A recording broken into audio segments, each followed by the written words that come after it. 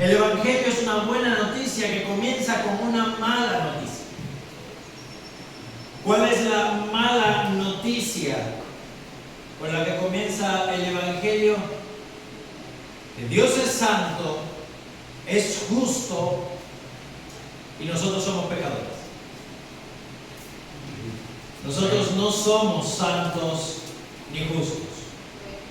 Y a causa de nuestros pecados estamos destituidos de la gloria de Dios, bajo la maldición de su ley y bajo su ira permanentemente. Pero he aquí la buena noticia. En su bondad, en su compasión, en su misericordia, Dios envió a su Hijo Cristo Jesús, quien nació, vivió, murió y resucitó en lugar nuestro. Ahora vamos a explicar todos estos aspectos. Para redimirnos, para comprarnos,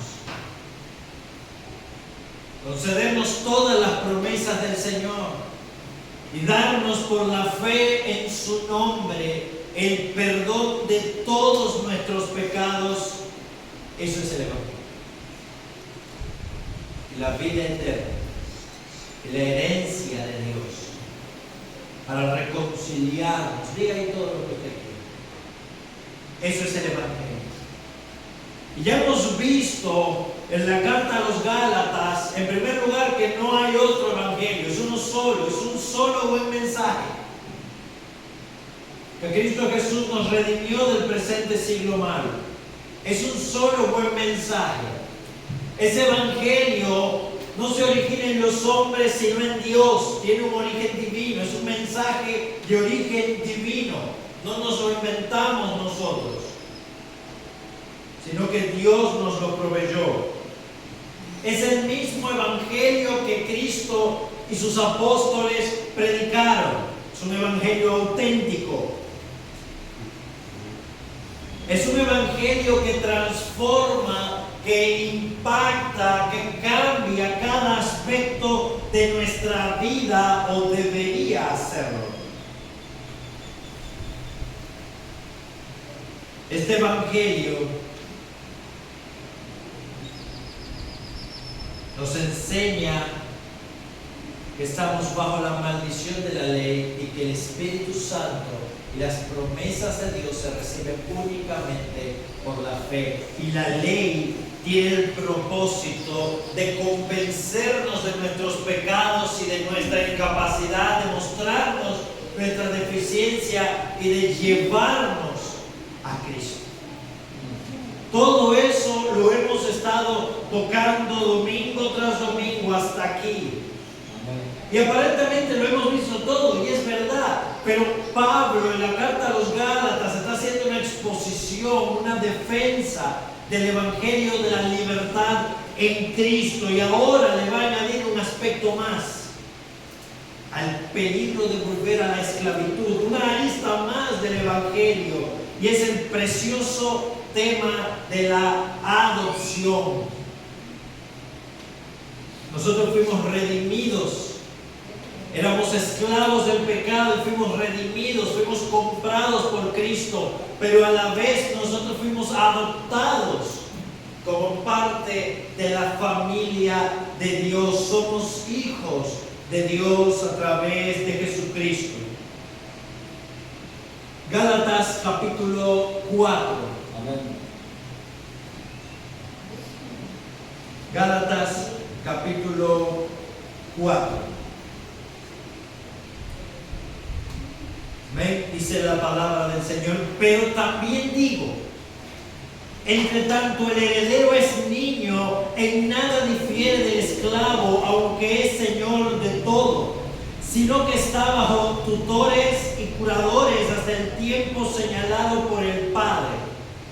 Así también nosotros, cuando éramos niños, estábamos en esclavitud bajo los rudimentos del mundo. Pero cuando vino el cumplimiento del tiempo, Dios envió a su Hijo, nacido de mujer, y nacido bajo la ley, para que redimiese a los que estaban bajo la ley, a fin de que recibiésemos la adopción de hijos.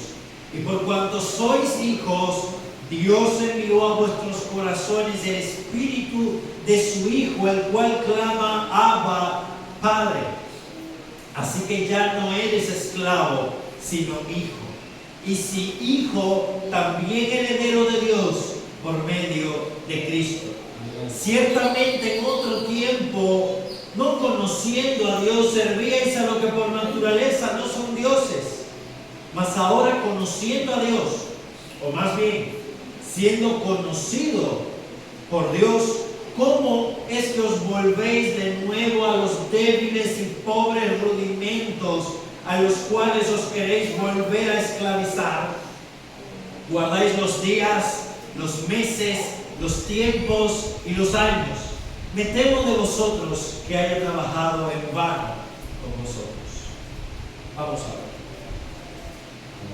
Padre eterno, Señor Dios Todopoderoso, gracias te damos por las alabanzas entonadas ante ti. Gracias te damos, Señor, por tu perdón. Gracias te damos, Señor, por tu redención, por tu consuelo. Gracias, oh Dios, por la gloria de tu nombre que has puesto en cada uno de tus hijos. Gracias, oh Dios, por hacernos tus hijos. Llénanos de tu bondad y tu misericordia en Jesucristo. Amén. Pablo ha venido tocando el tema de la herencia de Abraham. En el capítulo 3 dice: esa herencia o esa promesa Dios se la hizo a Abraham y a su simiente, quien es Cristo. Está hablando de la simiente espiritual, el singular. Y termina el capítulo 4 diciendo que si nosotros estamos en Cristo, si hemos sido bautizados en Cristo, ya no hay diferencia. Porque todos vosotros sois uno en Cristo, y si vosotros sois de Cristo, ciertamente sois simiente de Abraham. Somos hijos de Abraham, aunque no llevemos su sangre, somos hijos por la fe, y por tanto herederos de acuerdo a la promesa. Somos herederos. Y ya vimos que heredamos a Dios, literalmente. Y como dice Apocalipsis 21, heredamos todas las cosas, el mundo glorificado, los cielos nuevos y la tierra nueva que Dios ha prometido nos pertenecen. Heredamos el reino de los cielos. Vamos a hablar de eso esta noche. Hay algo importante con esto, porque Pablo continúa este tema en el capítulo 4, viéndolo desde otro ángulo, añadiéndole una capa más al tema del heredero. Pablo no está escatimando argumentos para convencer a su audiencia de lo que él está enseñando. Por eso dice, versículo 1, pero también digo, o sea, añado algo más a esto: entre tanto el heredero es niño. Ya había hablado anteriormente como dice, cuando éramos niños estábamos bajo el paidagogos, bajo el ayo, el tutor de la ley de Dios, cuyo propósito era guiarnos a Cristo. Ese era el paidagogos. El paidagogos en el Imperio Romano era un esclavo. De hecho, de ahí viene nuestra palabra pedagogo. Era un esclavo encargado por el padre de familia, cuya función era llevar al niño desde la casa a la escuela sin que le pasara nada. Ese era el paidagogos, entregar al niño a su maestro. Pablo dice, esa fue la ley. Nos condujo hasta aquí como un ayo, como una nana, hasta traernos a Cristo. Ahora dice, ahora toca otra metáfora, otra alegoría de su tiempo, o hace una analogía con la vida de su tiempo. Entre tanto que el heredero es un niño, en nada difiere de un esclavo, aunque es el señor de todo, sino que está bajo tutores y curadores hasta el tiempo señalado por el Padre. De esta manera, también nosotros, cuando éramos niños, estábamos en esclavitud bajo los rudimentos del mundo. Por eso el título de nuestra clase es ¿hijos o esclavos? ¿Qué somos? Y Pablo hace esta analogía precisamente. Dice, el heredero, la palabra heredero aquí es kleronomos, literalmente el que administra una herencia, y sí tiene que ver con el término clero, que usa mucho la Iglesia Católica.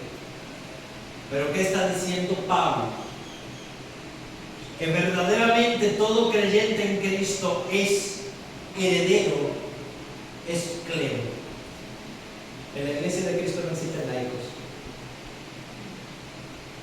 Todos somos parte del clero, porque todos somos administradores de la herencia que Dios nos ha dado. Pero dice, hubo un tiempo en que el heredero es niño, es menor de edad, y en ese tiempo en nada se diferencia o en nada se diferenciaba de aquel que es un esclavo, de aquel que no tiene una relación con Dios. Este era un hijo. En la sociedad romana de la época de Pablo existía la esclavitud y era algo común. Ahora, no era la esclavitud del negro que nosotros estamos acostumbrados, era una esclavitud también terrible. Los esclavos eran llamados instrumentos parlantes, eran herramientas que le pertenecían al padre de familia. No tenían acceso al padre de familia de ninguna manera y se dedicaban a las labores del campo o a labores menores en el hogar, la cocina, básicamente eso. Entonces dice Pablo, el heredero, el hijo biológico o adoptado, pero heredero, cuando es menor de edad, en nada se diferencia de un esclavo. ¿Por qué? Porque no tiene personalidad jurídica, esa es la idea. No puede administrar sus bienes, no puede hacer uso de su herencia. Todavía en nuestro tiempo se usa eso, en este tiempo más. Sino que está bajo tutores y curadores, o literalmente tutores y administradores. El tutor es un representante legal del niño. Era aquella persona que administraba al niño, que lo cuidaba, que veía por su seguridad física. La otra palabra es administrador, aquel que administra los bienes del niño. Esa es la idea. Está bajo tutores y administradores. Alguien que se encargue de su persona y de sus bienes. No tiene personalidad, no puede manejar su herencia, no tiene derechos prácticamente. Es el heredero, pero no es distinto de un esclavo porque no es dueño de sí mismo ni es dueño de su herencia. ¿Se entiende esa parte? Por eso dice, es el heredero, pero en nada difiere de alguien que no lo es, porque no puede disponer de sus bienes, sino que está bajo tutores y administradores hasta el tiempo que el padre señala. Hasta el tiempo que el padre de familia tomara la decisión de que ya había alcanzado la edad para administrarse a sí mismo y sus bienes, hasta el tiempo de concederle su libertad o su independencia, su personalidad jurídica, para usar un término legal. Hasta el tiempo que va al registro civil a hacerse su carnet de identidad, ya puede firmar en contratos. ¿Se entiende eso?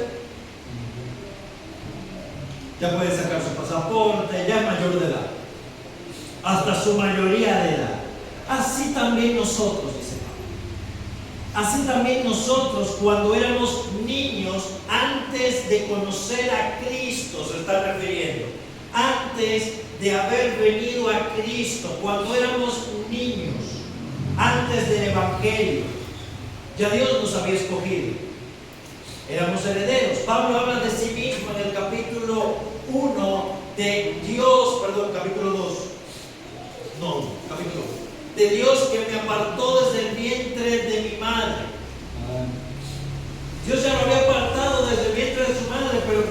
creció bajo el judaísmo y creció siendo un perseguidor de la iglesia hasta el tiempo que Dios determinó para que Cristo se le manifestara en Damasco. Hasta ese tiempo Pablo se llama a sí mismo un niño. Así también nosotros, cuando éramos niños, estábamos en esclavitud. No éramos distintos a los que estaban perdidos. Estábamos en esclavitud bajo los rudimentos del mundo. Nótese la primera persona del plural, dice Pablo: yo bajo el judaísmo, yo bajo la tradición de los ancianos, bajo la Torá o la ley del Antiguo Testamento, y ustedes bajo su paganismo, bajo su idolatría, bajo su ignorancia de Dios. Estábamos en la misma condición. Éramos niños. ¿Por qué? Pablo no está diciendo que la Torá es igual a los ídolos paganos o a la idolatría. No. Lo que Pablo está diciendo, que su igualdad, ¿a qué se debía? A que ninguno de los dos medios podía salvar. No eran salvos los gálatas en su paganismo, no era salvo Pablo en su judaísmo, no era salvo en su fariseísmo religioso, en su intento por guardar la ley. No era salvo por eso. Ni ustedes en su idolatría, ni yo en mi religiosidad. Todos estábamos bajo la misma condición, éramos esclavos. Yo de la ley, ustedes de sus ídolos, pero ambos del esfuerzo propio, ambos del esfuerzo humano. Amados hermanos, no nos dejemos engañar. Solamente existen dos religiones en el mundo. Dos: el cristianismo verdadero y el resto. Solo dos. Así es simple. El cristianismo verdadero, que me dice que yo estoy perdido y que Dios hizo toda la obra por mí. Y el resto de las religiones que dicen que yo me tengo que esforzar para que Dios me recompense.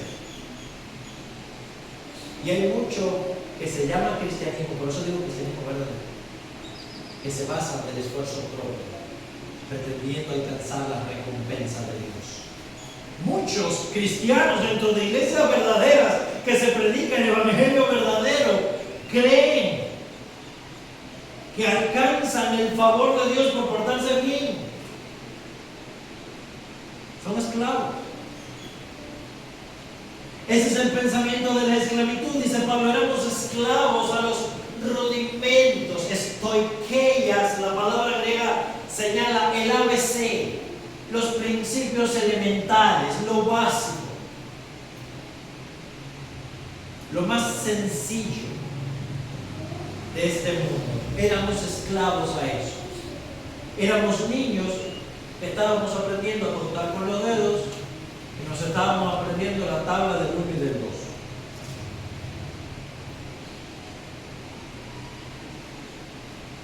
Pero, y siempre noten, amados hermanos, los peros de la Biblia. Esto es un cambio. Pero cuando vino el cumplimiento del tiempo, ¿qué significa esto? Cuando llegó el momento oportuno. ¿Cuál es ese momento? No lo sabemos. ¿Por qué ese momento? No lo sabemos. Pedro dice que por amor a esa generación, por amor a esa generación del siglo I, cuando vino el cumplimiento del tiempo, Dios envió a su Hijo. Cuando ya era el momento apropiado dentro de la voluntad de Dios, hace 2000 años, Dios envió a su Hijo. ¿Y cómo lo envió? A su Hijo biológico, por así decirlo, al Hijo eterno, a la segunda persona de la Trinidad. Lo envió como nacido de mujer y nacido bajo la ley. En el principio ya era el verbo era con Dios, el verbo era Dios, y aquel verbo se hizo carne. Juan 1 del 1 y 14. Aquel verbo se hizo carne Dios envió a su Hijo, aquel que compartía su gloria antes que el mundo fuese, dice Jesús en Juan 17.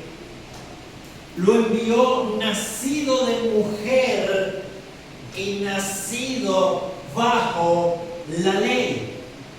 ¿Y por qué nacido de mujer y nacido bajo la ley? Amados hermanos, Jesús pudo haber aparecido encarnado y ya está, no tenía que haber nacido, no era necesario. ¿Por qué nacer de mujer? Bueno, en primer lugar, porque aquí hay un eco de Génesis 3:15. La simiente de la mujer aplastaría la cabeza de la serpiente. Hay un eco ahí. Cristo nació de una virgen, por eso dice nacido de mujer.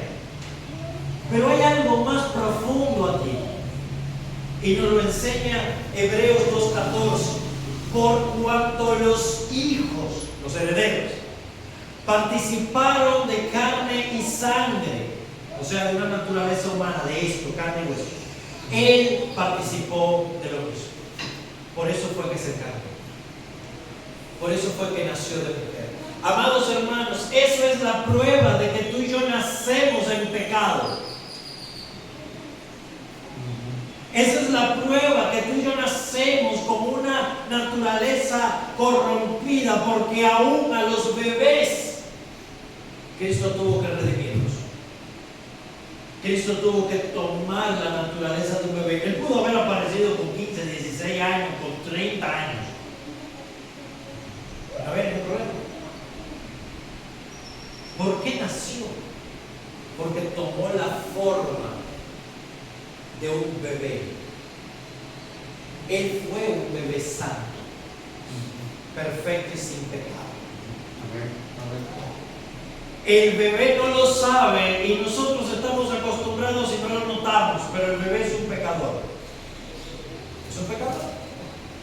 Al tiempo se le manifiesta más su pecado. Pero al bebé no le importa si tú estás cansado, si dormiste, si trabajaste. Cuando quiere llamar tu atención, se pasa gritando toda la noche. Algunos se levantan cada 3 horas simplemente para molestar. No tienen hambre, no tienen nada, nada más para que lo atiendan. Por eso fue que Jesús nació de nuevo. Él comenzó su vida igual que tú y que yo. Eso es lo que Pablo está diciendo.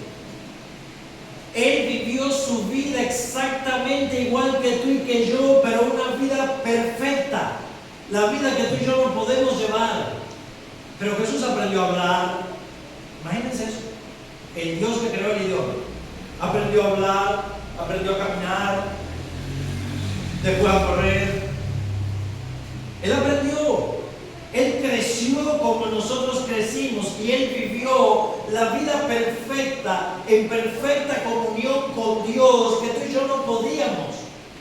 Su obediencia fue perfecta cada segundo de su vida, en perfecto amor, en perfecta dependencia. Siempre sometió su voluntad, porque Jesús como hombre tenía una voluntad, lo mismo que tú y que yo. Siempre sometió su voluntad a la obediencia a Dios. Él dijo en Juan 4, mi comida es que haga la voluntad de mi Padre. Él sometió sus emociones a la obediencia a Dios. Amó lo que Dios amaba, aborreció lo que Dios aborrecía. Él sometió sus pensamientos a los pensamientos de Dios. Lo que Dios llamaba bueno, y malo lo que Dios llamaba malo. Él redimió, Él compró, Él vivió cada aspecto de nuestra vida para luego comprarlo con su sangre en la cruz. Por eso fue que Él nació de nuevo.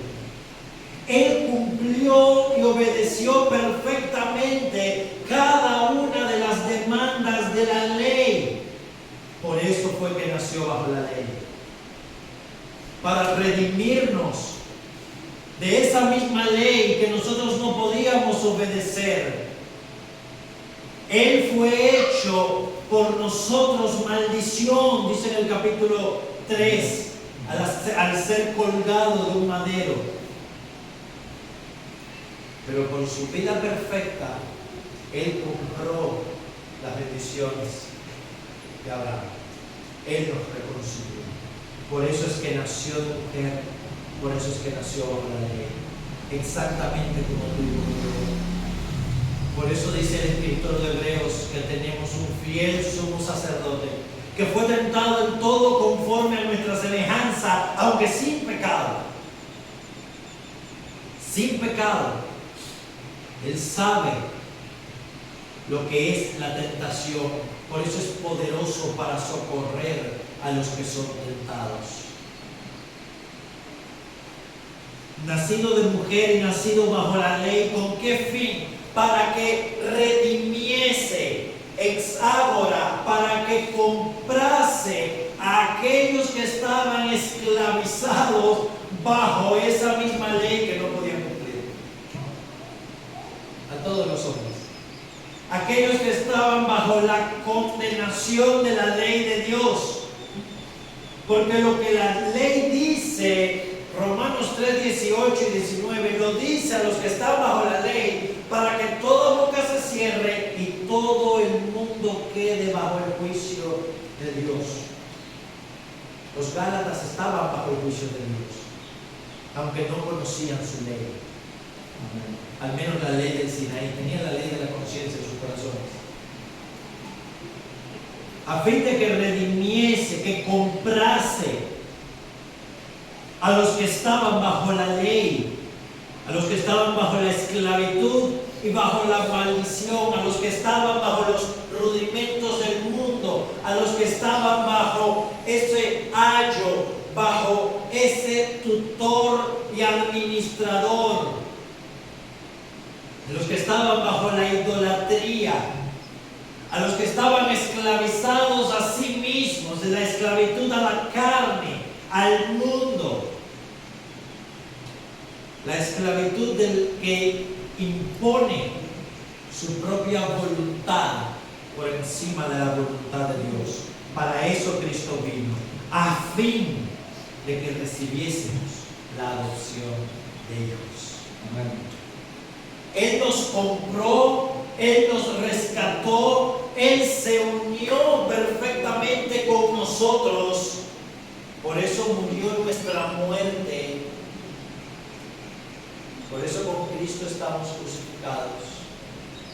Y por eso experimentó nuestra resurrección como las primicias. Porque Cristo resucitó, nosotros resucitaremos con Él.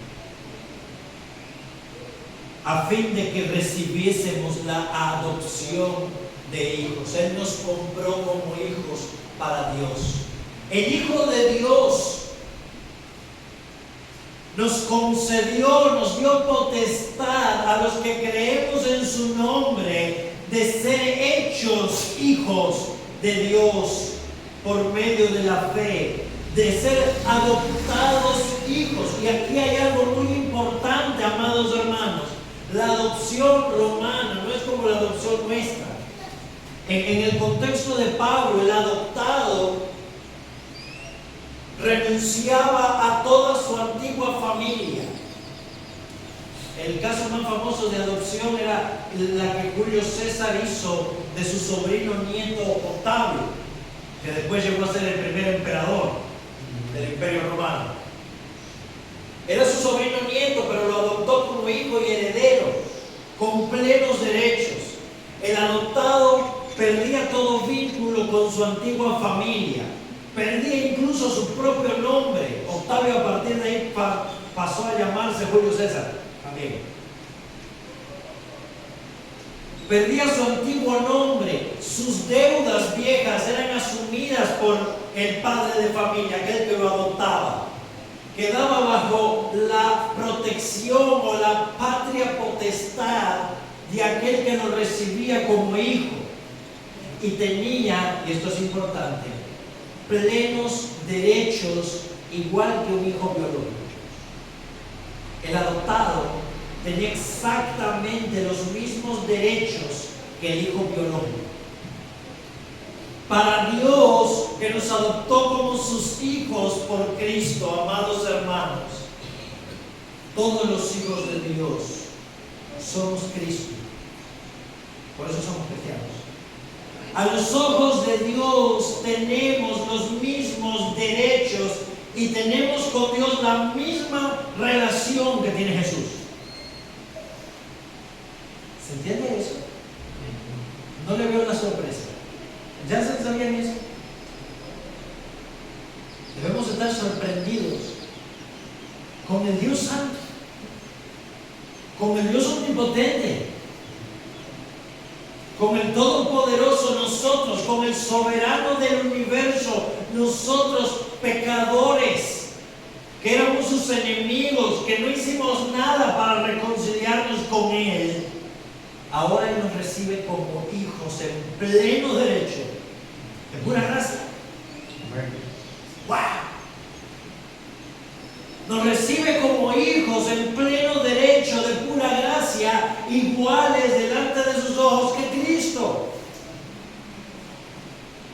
Y por cuanto sois hijos, eso es la adopción, somos recibidos dentro de la familia de Dios sin haber hecho nada para merecerlo, todo lo contrario. Y somos parte ahora de la familia de Dios. Y por cuanto sois hijos, Dios envió a vuestros corazones el Espíritu de su Hijo, porque Cristo te redimió, porque Él murió por ti y tú recibiste la adopción de hijos. La fe está implícita, pero viste que no la menciona. No dice por cuanto tú creíste en Él. No menciona la fe. Por supuesto está implícita. Y el arrepentimiento también. Pero me llama la atención que no lo menciona. Aquí Pablo está enfocado en la obra de la Trinidad, no en la obra tuya y mía. ¿Sí vieron que ahí está la Trinidad? El Padre envía al Hijo y por medio del Hijo nos adopta. El Hijo nos redime y ahora el Padre envía al Espíritu Santo a morar en cada uno de nosotros. Porque Cristo murió por ti y por mí. Porque fuimos comprados por Él. Ahora el Padre ha enviado al Espíritu de su Hijo a morar en nuestros corazones. El Espíritu de su Hijo, el cual ahora clama, Abba, Padre.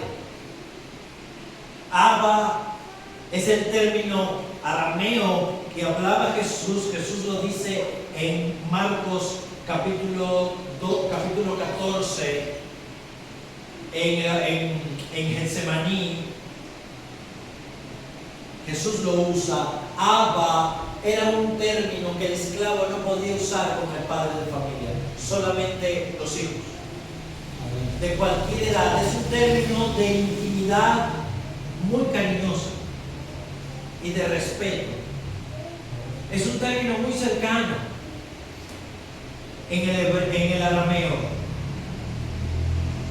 tan cercano que Jesús lo utilizó. Es la frase que Jesús usó en Getsemaní para hablar directamente a Dios en ese momento de profunda angustia. Abba, dice Jesús, dice Pablo, ahora ustedes tienen al Espíritu de Cristo morando en ustedes y ese Espíritu clama a Dios. Ese Espíritu clama a Dios reconociéndolo por Padre. No es que ustedes se portaron bien, obedecieron la ley y entonces Dios decidió adoptarlos como hijos. No es que ustedes hicieron tal o más cual, no. Ustedes recibieron el Espíritu Santo y ese Espíritu ahora los ha acercado, les ha dado el libre acceso al Padre y ahora ese Espíritu clama la relación que ustedes tienen con Dios. Abba, Padre. Pablo da el arameo y lo traduce al griego también. No necesitas hacerle caso a los judaizantes para clamar Abba. No necesitas circuncidarte. No necesitas ser un judío para que Dios sea tu Padre. El judío no está más cerca de Dios. En el cristiano que empieza a usar términos hebreos para acercarse a Dios por una supuesta espiritualidad, no está más cerca de Dios. El que dice Yeshua Yamashea no está más cerca de Dios que el que le llama Jesús en español. El que hace la Pascua, hace ayuno de 40 días, no está más cerca de Dios que aquel que confía en Él. De hecho, probablemente está más lejos. Así que ya no eres. Ahora Pablo cambia a la segunda persona del singular, tú. Pablo ha hablado de nosotros. Ahora Pablo dice tú, ya no eres más un esclavo. Eres un hijo. Eres un hijo. Eres una hija de Dios. Y si hijo, también heredero de Dios. Dios es tu heredad. Es hermosa la heredad que me ha tocado, dice David en el Salmo 16. Las cuerdas me cayeron en lugares deleitosos. Eres heredero de Dios por medio de Cristo. Ciertamente, y ahora vamos a ver más brevemente, cuando Pablo reprende el hecho de volverse atrás. Ya tú eres hijo de Dios. Cuando estabas en el paganismo eras un esclavo de la idolatría y de los rudimentos del mundo. Y Cristo Jesús y el Espíritu Santo ahora te hicieron hijo. La Trinidad te ha adoptado como un hijo de Dios y heredero pleno. Ciertamente en otro tiempo, ese tiempo cuando eran niños, cuando estaban bajo tutores y curadores, cuando estaban en esclavitud bajo los rudimentos de este mundo, ciertamente en otro tiempo, no conociendo a Dios, servíais a lo que por naturaleza no son dioses, los ídolos. Pero hermanos, por naturaleza, en sí mismos, ni Thor, ni Odín, ni Krishna, ni Chak, ni nada por el estilo. Por naturaleza no son dioses. Muchos de ellos morían, tenían una moralidad peor que la mayoría de los hombres. Antes no conocíais a Dios, ustedes servían bajo esclavitud a lo que por naturaleza no son dioses. A ti mismo. Estábamos esclavizados a vivir de acuerdo a nuestra ley. Y dice Pablo, no eres un Dios, te vas a morir. Que el hombre viva para sí mismo es el peor negocio de este mundo. A los que por naturaleza no son dioses, mas ahora, conociendo a Dios, o más bien, Pablo aclara, siendo conocido por Dios. ¿Por qué? Porque nuestro conocimiento de Dios siempre va a ser imperfecto. Siempre va a estar limitado. Lo que nos salva, amados hermanos, no es que conozcamos a Dios. Lo que nos ayuda a permanecer no es nuestra fe. No es nada que dependa de nosotros. Menos mal. Porque nuestra fe un día está arriba y al siguiente está abajo. ¿Y qué yo digo cuando mi fe está abajo? Dios no me ama. Dios se olvidó de mí. Dios no se acuerda. Dios dice, no. Tú no has perdido la condición de hijo. Ni aquí eres más hijo, ni aquí eres menos. Eres hijo. Eres hijo por cuanto tienes morando en ti el Espíritu de tu Hijo. Amado hermano, no depende de nosotros. Menos mal. No depende de nosotros. Ni antes ni ahora. Depende de Dios. Dice Pablo, ahora ustedes conocen a Dios. O mejor dicho, Dios los conoce a ustedes. Dios ha venido a tener una relación íntima. Ese es el conocimiento. ¿Se acuerdan de conoció a Adán a su mujer? Es la misma metáfora. Dios ha venido a tener un conocimiento íntimo, personal. Dios antes no conocía, eso es suficiente. Pero ahora Él ha venido a tener un conocimiento íntimo, personal, una relación profunda con nosotros. De eso depende nuestra relación con Dios. De que Él nos conoce. Aleluya. Pero ahora, siendo conocido por Dios, ¿cómo es que os volvéis otra vez a los débiles y pobres rudimentos a los cuales os queréis volver a esclavizar. ¿Cómo es que tú vienes a pasar de ser esclavo del paganismo a ser esclavo de la religión judía? ¿No te das cuenta que es lo mismo? Es lo mismo, por ninguno de los dos medios te puedes salvar. Antes, Gálatas, eras esclavo de lo que por naturaleza no son dioses. Ahora te vienes a ser esclavo de la circuncisión y de la ley, por lo que los charlatanes judaizantes te están diciendo. Ahora te vienes a ser esclavo o esclava de aquellos que quieren medir tu santidad por el largo de tu pantalón o por lo corto de tu cabello.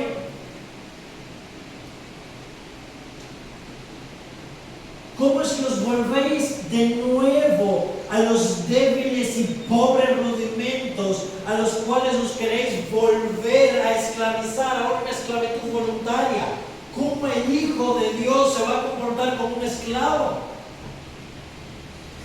Eso es absurdo, dice Pablo, y eso es una ofensa a Dios, pretendiendo agradar a Dios con esta forma de santidad superior, legalista. Dice Pablo, está volviendo atrás, está volviendo a comportarte como un esclavo. Guardáis los días, volvisteis a guardar el sábado, volvisteis a guardar el primero del mes, guardáis los meses, una nueva, la fiesta de Israel. Guardáis los tiempos, volviste a celebrar la Pascua, volviste a celebrar Pentecostés, volviste a celebrar los tabernáculos, el Yom Kippur, como si fuera algo de mayor santidad. Te compraste una trompeta para empezar a tocar el shofar. Guardáis los días, los meses, los tiempos, los años. Me temo, dice Pablo, de usted, que haya trabajado en vano entre ustedes. Yo no puedo celebrar lo que ustedes han hecho. Si se siguen comportando así, lo único que están demostrando es que ustedes no han recibido el Evangelio y que mi trabajo fue por gusto. Esa es la preocupación de Pablo, amados hermanos, y debe ser también la preocupación nuestra. En Cristo hemos alcanzado todo lo que podemos desear. No hay nada más allá del Evangelio. No hay nada más allá del Evangelio. No podemos estar más cerca de Dios después de eso, porque estamos en Cristo. Añadirle algo más es negar a Cristo. Todo lo que ahora podemos hacer es disfrutar. Es disfrutar. Es deleitarnos, es maravillarnos, es asombrarnos, es experimentar aquello que ya tenemos y que Cristo conquistó para nosotros. Aquella perfecta comunión con Dios, aquel gozo, aquella alegría. No es para dar rienda suelta al pecado que Cristo nos hizo libres, no. Es para obedecer a Dios, es para amar al prójimo, es para cada día vivir más como un hijo de Dios. Es para cada día hacer las obras de Cristo, imitar a Jesús, que su gloria sea manifiesta en nosotros, que su Espíritu nos llene. Es para cada día disfrutar más de la cercanía que ya tenemos. No para estar más cerca. No podemos estar más cerca. Si no nos sentimos cerca de Dios, amados hermanos, debemos revisar nuestros corazones. Porque quizás el pecado ha hecho interferencia en nuestra comunión con Dios.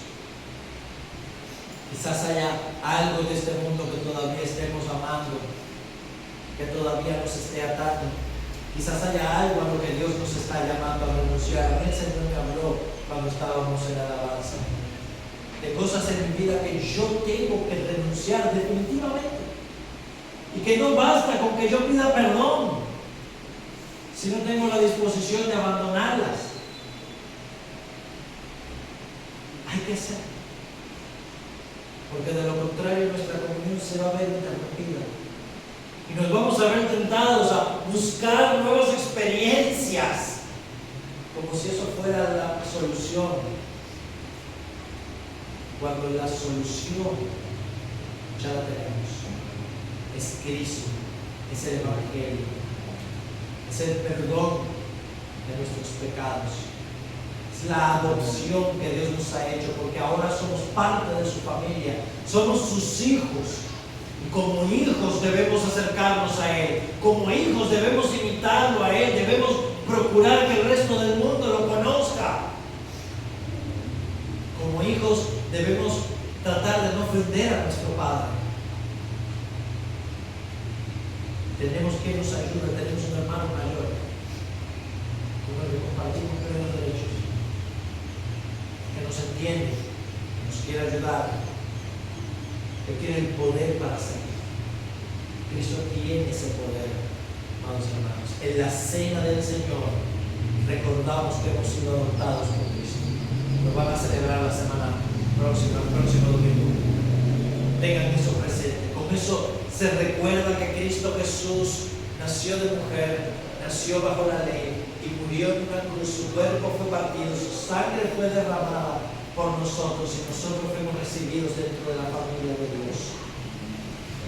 Renovamos continuamente esa gracia y esa fortaleza espiritual y nuestra comunión con Él.